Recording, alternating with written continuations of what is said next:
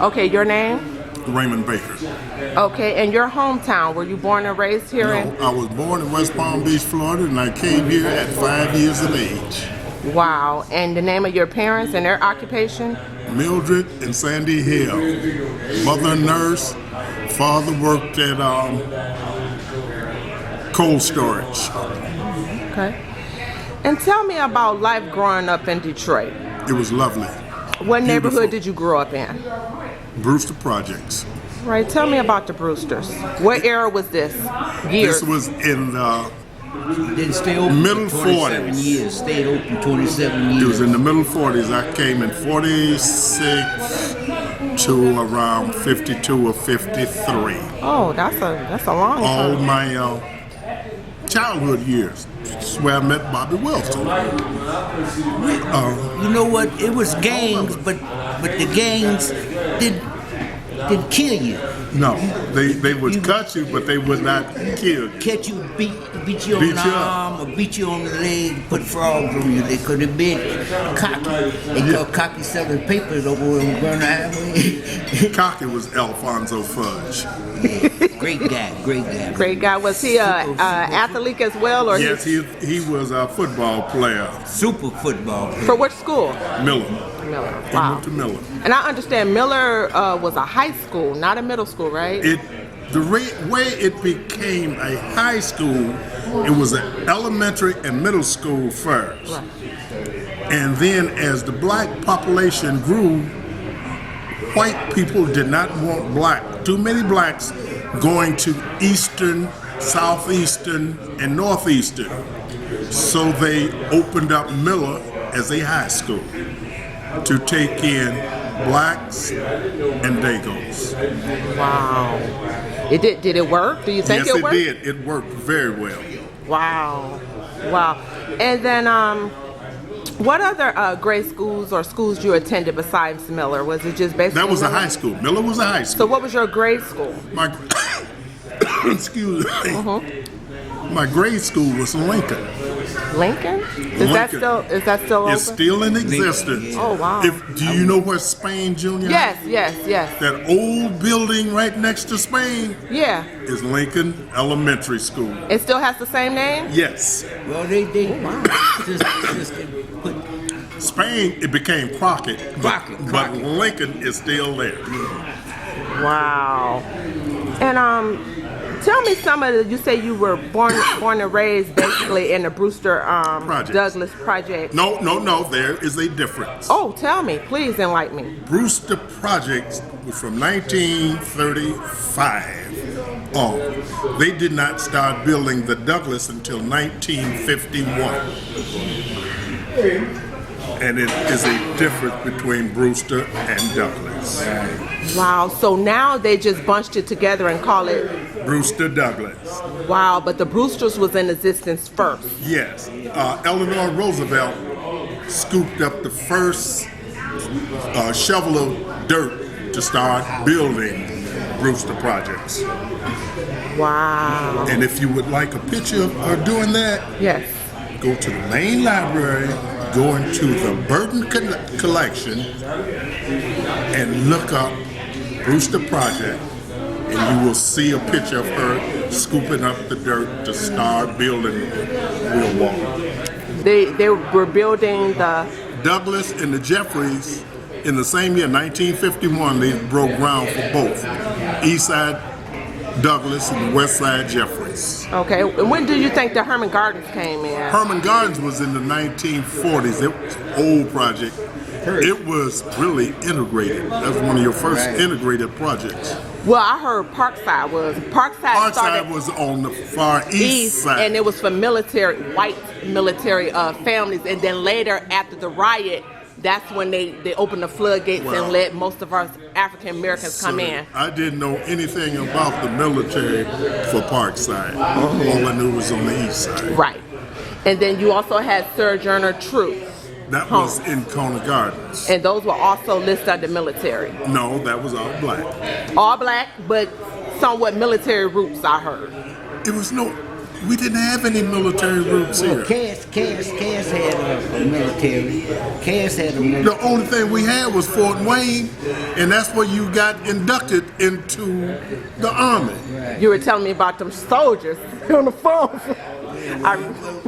Every weekend, the soldiers who was out of Fort Wayne, they used to let them out. And they used to come up down Hastings Street. And you couldn't even hardly walk down the street. Army and Navy guys, because they had a submarine out of Belle Isle. Yeah.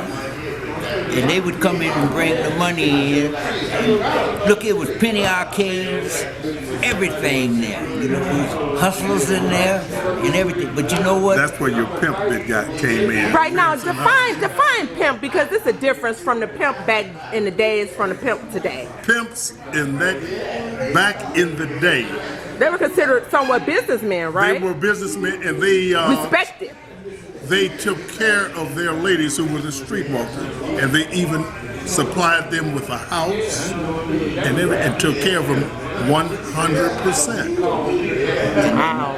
They didn't beat them up either, because if they would be beating up a prostitute, the men would come out and say, "Take it into the house. We don't want to see it in the streets." Yeah.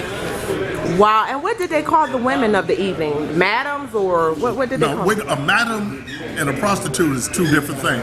A madam ran a house. The prostitute worked the house. And it was all legal back then? No, it was not legal. It's never been legal. They got picked up there, they can go down and take They go down, pay their $25. But they were respectable businessmen and women, though. That profession was. Your most respected businessman was your neighborhood number man. Because if people needed a loan or anything, they would not go to a bank, they wouldn't go to the finance company, they'd go to the number man and borrow the money. Wow. And then he'd give it back to them. Now, what if you wasn't able to pay it back? Did he break some legs and arms? Oh, no, you always paid him back. There's no such thing as one neighbor. You found a way to pay him back. Okay. Charles Prince was boxers. Was he from the Brewster Douglas? No, he lived down on Illinois in St. Edward. Okay, what are some of the legends that came out of the Brewster Douglas that you could recall? It was only Brewsters. The legends. Boxers, singers, writers, radio personalities, dancers, etc. Businessmen, women. They were all... We know Bobby Hall. Tell about the Mixon Chip and them. They was... The who? The Mixon brothers. Was there athletes? No. What is this? What is it called? Vietnam Veterans Headquarters on Woodward. No, it sounds familiar. Tell me about it. Woodward and Edmond. Tell me about it. Okay, that used to be the most segregated restaurant in the city. They didn't even want black busboys. Everything had to be white there. Black wasn't allowed to go in there. They wasn't allowed to work in there or anything. But see, they had to let the blacks in there because when we would go in there and swim, no, we're talking about the restaurant now. Tell me about the Big Four. The Big Four was Detroit Police Department. It consisted of 3 plainclothes policemen and a uniformed driver. And all they did was go up and down the street, patrol street, keeping people off the street. Off the street. Yes. Tell about the project. Shorty Black. Shorty Black, he was your first. But he was a security guard. He was right, because he was never a policeman. No, he was never a policeman. Until he died, and they gave him. He never wore a gun, and he was only like 5'5", but every kid in the neighborhood was scared of him. Respected him. Yes, Shorty Black. Shorty Black. The neighborhood security guard. And he was over here at the Brewsters. Yes, he was at Brewster. Oh, wow. That's some history. Now, tell me about the 1967 Detroit riot. That was not a riot, that was a civil disturbance because black people and white people looted and robbed together. Right. It was not Right. It was a civil disturbance against the government. Wow. So it wasn't just blacks. No.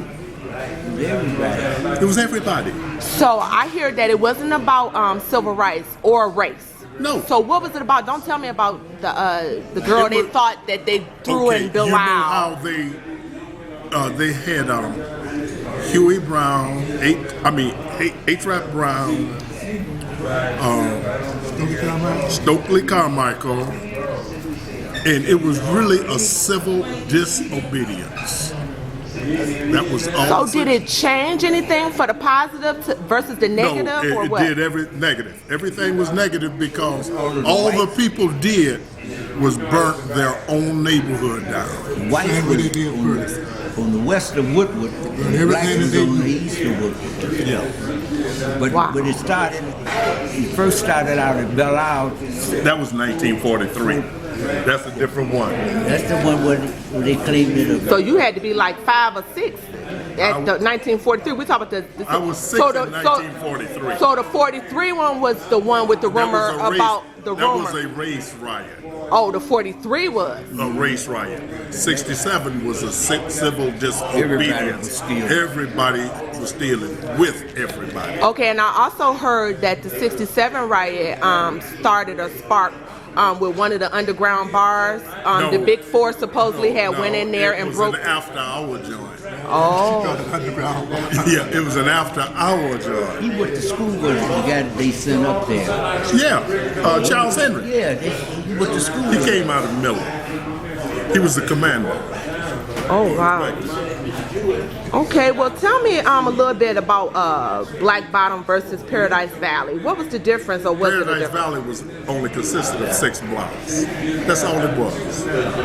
Paradise Valley, it had maybe 7 bars, a bowling alley.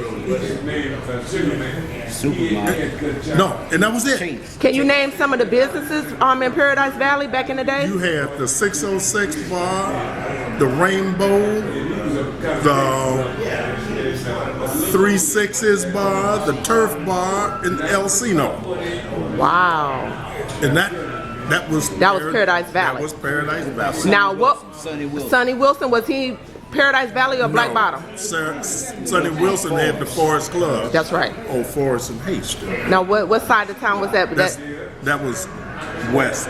Hastings up north. Hastings, so we consider on Paradise Valley side or Black Bottom? No, neither one. Oh, wow. It was just Hastings. But we knew of that, and then we traveled back and forth from here to there. Sonny Wilson had one of the bigger. He had a bar, a bowling alley, and a skating rink. And he also believed in black power. The reason that he went out of business because he allowed Paul Robeson to speak at his bar. After that, the city condemned the bar because they didn't want him to speak. Wow, that's deep. Wow. Now tell me a little bit about Hastings Street. I heard that you guys had a streetcar that traveled up and down. You had to put tokens in, and yeah. Well, the city had all streetcars. Streetcars was all over the city. like buses. No, the buses replaced the streetcars. Right. The rapid transit that they're putting in now, the streetcar, that's the same thing we had 65 years ago. Oh, wow.